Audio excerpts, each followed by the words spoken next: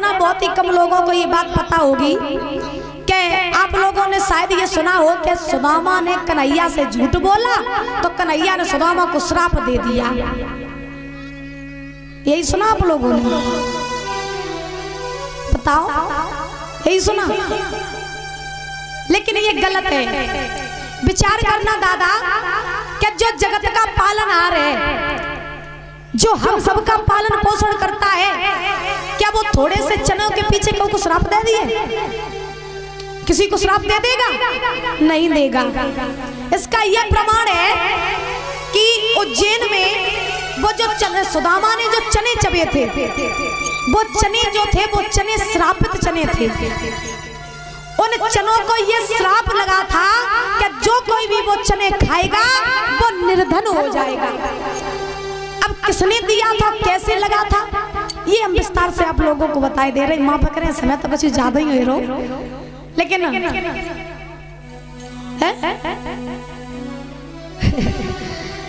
इसके पीछे कारण है कि उज्जैन में परीक्षित महाराज एक बहुत ही बूढ़ी मैया रहती थी। एक बूढ़ी मैया रहती थी, तो वो माँ जो थी बूढ़ी मैया, वो इतनी बड़ी निर्धन थी, इतनी बड़ी गरीब थी कि महाराज सुबह भोजन बन जाए तो शाम को नहीं, शाम को बन जाए तो सुबह नहीं, इतनी गरीब थी। बेचारी भीख मांग करके गुजर चलाती थी। तो एक बार वो मैया उज्जैन में कऊ के घर भीख मांगे वे को गई, तो काल मैया ने महाराज पुटरिया में थोड़े चना बांध के दे दे, और जो पोटरी में चने बांध के दिए तो वह बूढ़ी मैया वो चना की पोटरी लेके घर आई। और शाम का समय हो गया तो घर में बैठ गई और मन ही मन में सोचने लगी कि ये चने हम अब ना खाइए, जब सवेरे हो तब ये चने हम खा लिए। तो उनने वह पोटरी बांध के महाराज अपनी तकिया के नीचे रख ले और तकिया के नीचे रख के सोए गई। जैसे ही वो बूढ़ी मैया सोई तो रात के समय चोर आए, चोरी करवे काजी। तो चोर और तो काऊ के घर नहीं गए, महाराज वे चोर बई मैया के घर में घुसिए। जब हम मैया के घर में घुसे तो महाराज बूढ़ी मैया आती, गरीब आती, तो कछु तो नहीं सोनो चांदी। तो चोर ने की निगाह पड़ी वह तकिया के नीचे। अब जो तकिया के नीचे निगाह पड़ी तो चोर कहने लगे डुकरिया है तो होशियार, सोनो चांदी तकिया के नीचे धर के पत्ते। अब महाराज चोरों ने क्या किया कि वो जो चने की पोटली थी वो उठा ली और उठा करके वहां से भाग गए। जब वहां से भागे तो रास्ते में जब पहुंचे तो वहीं पहुंचे गुरु संदीपन के आश्रम के पास। जैसे ही वहीं पहुंचे तो देखा कि देख ले जब कितना सोनो चांदी है। तो महाराज ने खोल के जो पोटली देखा तो सोनो चांदी तो कुछ नहीं, तो चना आते। तो महाराज चोर कहने लगे भैया जब तो चना है, तो एक कहने लगे भैया तो इनको क्या करे, यहीं फेंक दे। सुबह चने की पोटली उनने महाराज गुरु संदीपन के आश्रम में ही फेंक दी।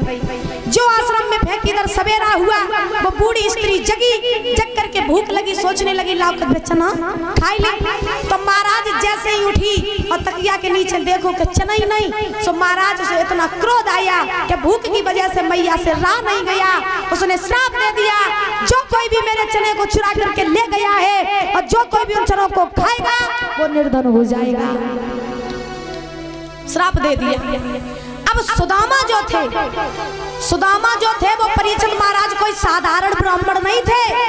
सुदामा इतने यशस्वी तेजस्वी ब्राह्मण थे कि जब गुरु पत्नी ने वो चने की पोटली सुदामा को दी तो सुदामा को महाराज ये एहसास हो गया कि ये चने जो है ये श्रापित चने हैं और जो कोई इन चनों को खाएगा वो निर्धन हो जाएगा। तो सुदामा ने जवाब दिया कि ये चना अगर मेरे कन्हैया ने खाई ले तो मेरा कन्हैया निर्धन हो जाएगा, तो हम नहीं चाहते कि मेरा कन्हैया निर्धन हो जाए। तो परीक्षित महाराज सुदामा ने वे चना खुद खाई ले। इतना प्रेम करते थे सुदामा भगवान कन्हैया से। और ध्यान रखना, अगर मित्रता करो तो सुदामा कन्हैया के जैसी करो, अगर मित्रता कर ना पाओ तो कभी किसी से करना नहीं।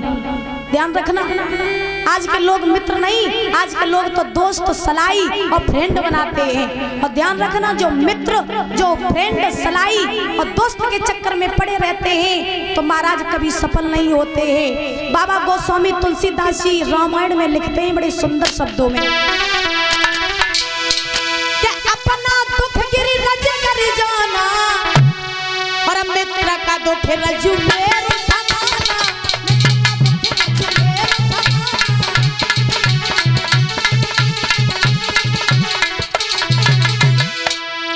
स्वामी तुलसीदास जी ने लिखा था अपना दुख गिर रज कर जाना और मित्र का दुख रजु मेरू समाना।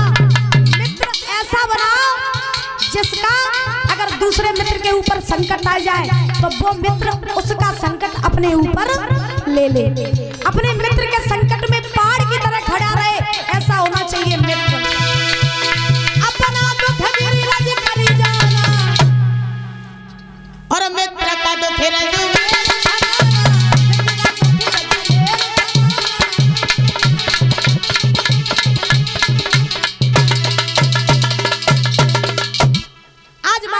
ने वो चने चबलिए कन्हैया को नहीं दिए। अब दोनों बालक परीक्षित महाराज आए आश्रम में। आने के बाद में लकड़ियां रखी, धीरे धीरे समय व्यतीत हुआ, दोनों बालकों की शिक्षा पूरी हुई। जब दोनों बालकों की शिक्षा पूरी हुई तो भगवान कन्हैया जो थे वो अपने धाम को आ गए, सुदामा जो थे वो अपने धाम को चले गए। जाने के बाद में सुदामा ने विवाह किया सुशीला नाम की कन्या के साथ। विवाह करने के बाद में भगवान कन्हैया तो द्वारका के राजा बन गए। लेकिन सुदामा ने जैसे ही विवाह किया तो परीक्षित महाराज सुदामा के ऊपर दिन ब दिन गरीबी आने लगी।